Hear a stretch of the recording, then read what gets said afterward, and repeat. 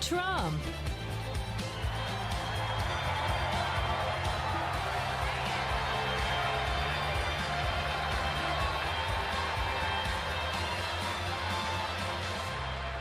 Wow. Wow. Good evening, Cleveland. Wow. It is such an honor to be here for a man I love so much. That's my father.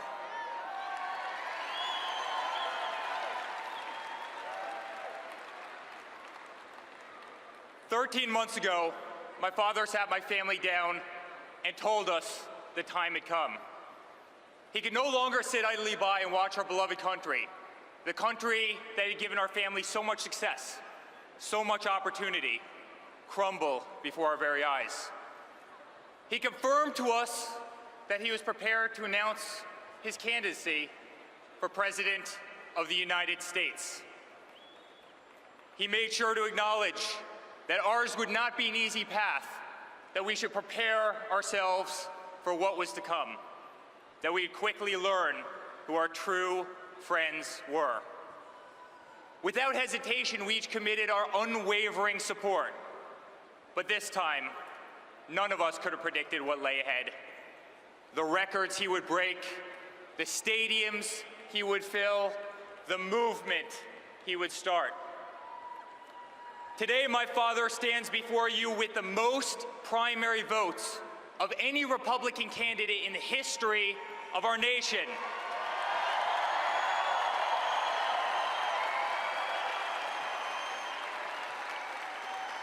He has shattered voter registration records across the country.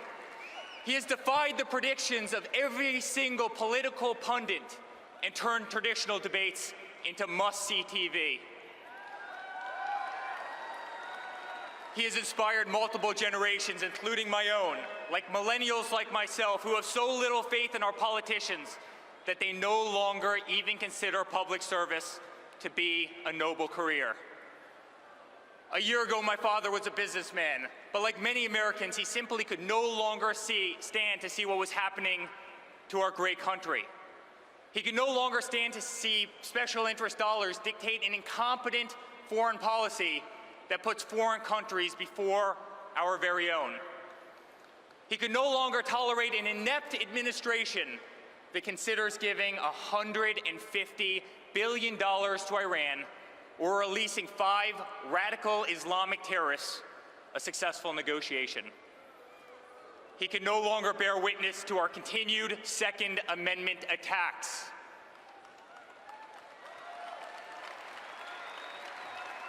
He could no longer stand to see the words Christmas stripped from public use or the Pledge of Allegiance removed from our schools in an effort to be politically correct.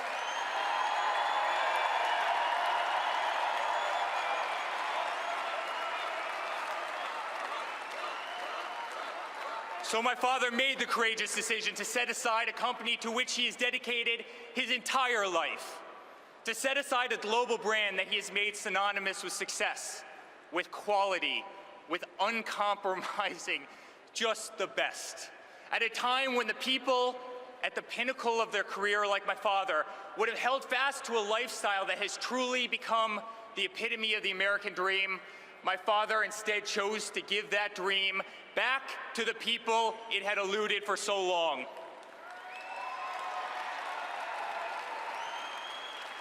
As daunting of a journey as he knew it would be, for him, it was the easiest decision in the world. After all, who better to implement common sense business approach to this country?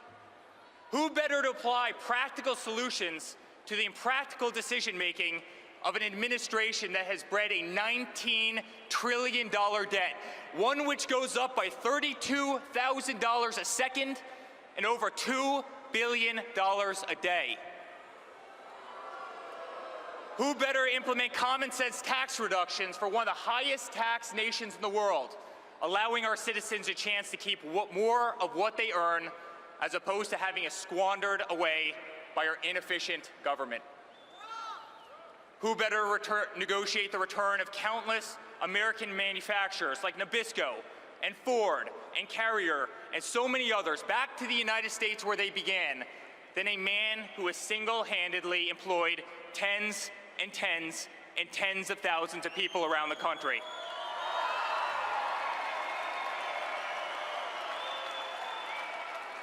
It's time for a president with common sense.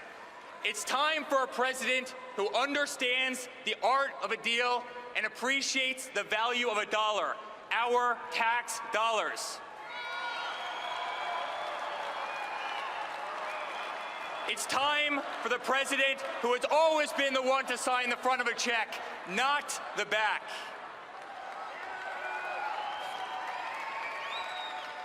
Throughout my father's career, he has been repeatedly called on by government to step in and save delayed, shuttered, and grossly over-budget public projects. Everything from the exterior of Grand Central Terminal in New York to the iconic old post office in Washington, D.C., just to name a few.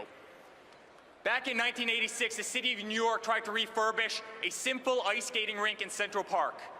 The project dragged on for over 6 years and ballooned to over $13 million. $5 million over an already inflated budget. That's when my father, who overlooked this disastrous construction site from his office window each and every day, decided he had to step in. Disgusted by government incompetence and ineptitude, he invested $2 million of his own money in order to complete the project. What had taken the city over half a decade to botch, my father completed in less than 6 months, 2 months ahead of schedule, and over $1 million under budget.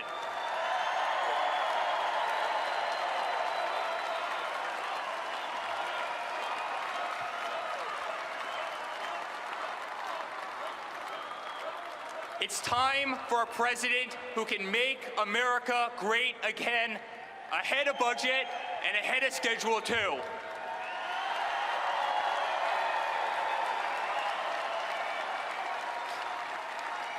Thank you. My father has revitalized rundown neighborhoods, shaped skylines across the country, and turned dreams into reality his entire career. It's what he does. It's who he is. Oprah Winfrey once famously asked my father if he ever envisioned running for the presidency of the United States. His answer? Only if it got so bad that I had no choice. Only if it got so bad that I had no choice. Well, ladies and gentlemen, that day has come. As I travel the world with my dad building the greatest golf courses and hotels and real estate projects, I see the unmistakable look in his eyes. I see in his eyes the indignity and frustration of a domestic infrastructure back at home that is in complete disarray and no longer on par with so many other developed nations. I see in his eyes the sadness of innocent lives lost, like those of Kate Steinle and Jamil Shaw and so many others, cut short by illegal immigrants in sanctuary cities, victims of a revolving door of government ineptitude and corruption that leaves innocent Americans defenseless.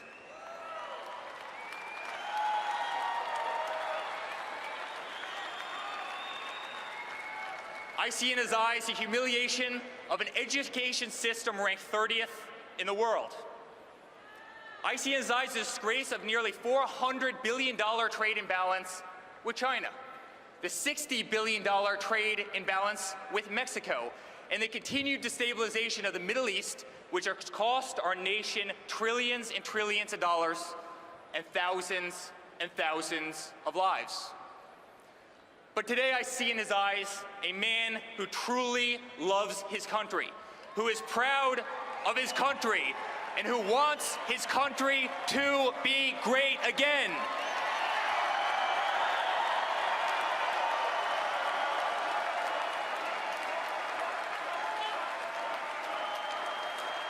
Thank you.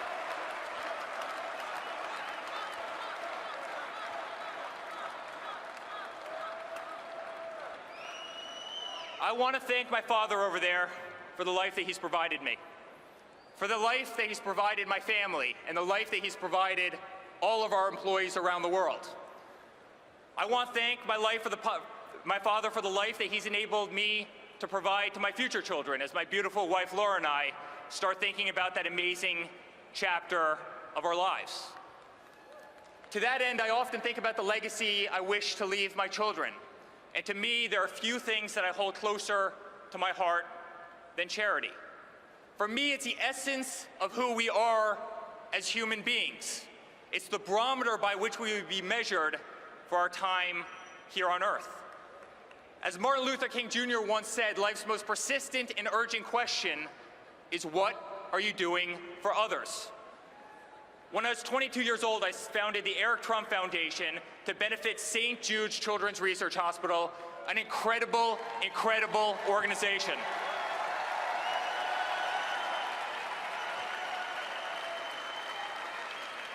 I run my foundation based on the principles my father taught me: honesty, integrity, and values.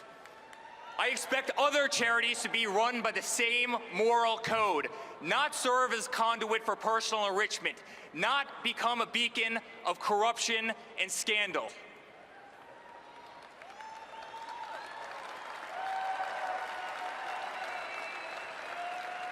To whom much is given, much will be required. This is the very belief that compelled my father to make this great sacrifice, to run for the most powerful yet unforgiving office in the world. There is no greater calling. There is no more selfless an act. To the unemployed voter sitting at home watching me right now, wondering how you're going to make your next mortgage payment or rent payment, my father is running for you.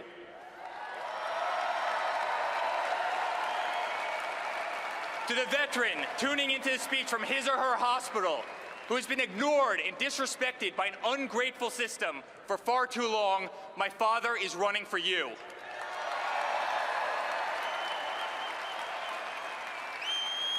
To the school teacher, forced to walk through metal detectors each and every day into an underfunded school, my father is running for you.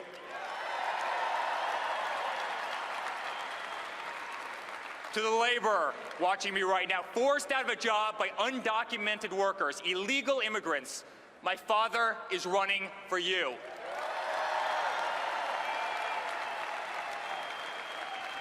To the oil and gas industry worker denied a job because of radical regulations from a radical EPA, my father is running for you. To single mothers, to families with special needs children, to middle-class families who can no longer afford medical benefits sufficient to cover their everyday needs, my father is running for you.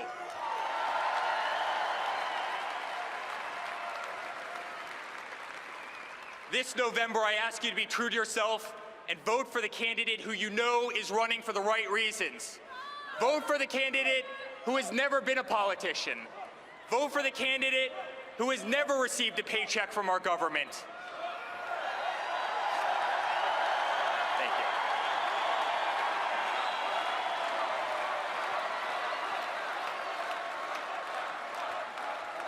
Vote for the candidate who can't be bought, sold, purchased, bribed, coerced, intimidated, or steered from the path that is right and just and true.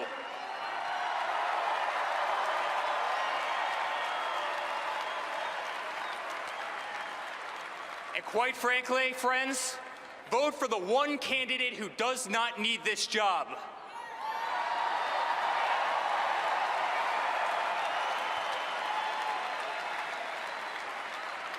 Never have I been more proud to be a Trump. Never have I been more proud to be my father's son. I am incredibly honored to be part of this journey of which he's invited me, Don, Ivanka, Tiffany, Melania, my beautiful wife Laura, our entire family to play such an integral part. Dad, you have once again taught us by example. You are my hero. You are my best friend. You are the next President of the United States.